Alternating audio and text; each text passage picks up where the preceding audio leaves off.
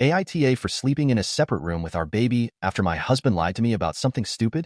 My husband and I have a 5-month-old daughter, and he was the one who unfortunately got slammed with postpartum symptoms. He has severe PPA, and he's in therapy for it. But it's been a bit of an adjustment for me. Nothing went as planned. I realize you can hardly plan most things and have them work out exactly as you planned when you become a parent, but some things, I don't know. I DIY'd a gorgeous nursery that has everything color coordinated, bought a costly baby monitor, etc., and my husband refuses even to let the baby sleep in there because of his anxiety. Not even for naps. He will 100% wake her up and bring her out to where we are if I put her for a nap in her crib. If she's not in the room with us, he absolutely loses his mind.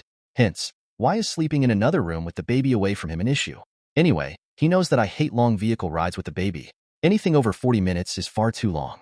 She hates the car and screams the entire time unless I'm sitting right beside her, and frankly, I don't want to sit in the back seat. I get car sick and irritated. I feel unsafe, accident trauma and trapping because you can't open the back door without opening the front door, so I can't get out of that vehicle without him letting me out. You name it. I just don't like it, and he knows that. Everything we need is within 20 minutes driving distance. All our family lives within 30 minutes. So we have absolutely zero reason to venture outside of this length of time, but he often tries pushing me to. Like last week, he tried getting me to go to some restaurant he wanted to try and tried convincing me that the 3.5-hour round-trip ride isn't even that bad. No thanks. Well, yesterday he asked me if I wanted to get out of the house and go for a drive with him because he was going to look at a truck. I asked where it was, and he said, just on the other side of Albany. Albany is 40-ish minutes from us. So I said sure.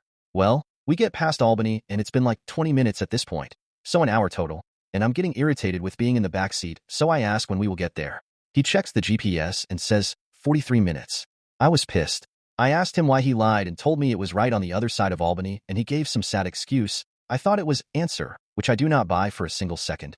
It was an hour and 58-minute car ride there, 40 minutes easily that he spent talking to the guy with the truck, just to decide he didn't want it, and then the 2.5-hour drive home, traffic.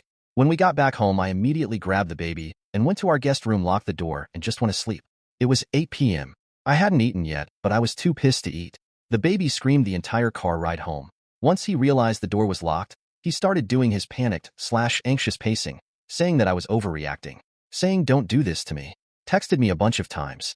When I woke up in the morning, I almost tripped over him because he fell asleep leaning against the door. He says I'm an effine, which, for doing that, knowing how bad his anxiety is and overdramatic as hell it is to do so over an uncomfortable car ride. ETA.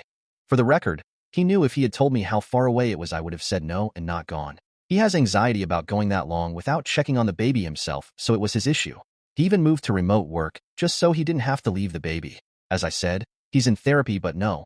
He refuses medications and doesn't follow the pointers the therapist has suggested to help his anxiety because he can't. Whenever I tell him how much his anxiety is affecting me and the baby's peace, he says, in sickness and health, remember? It won't be like this forever.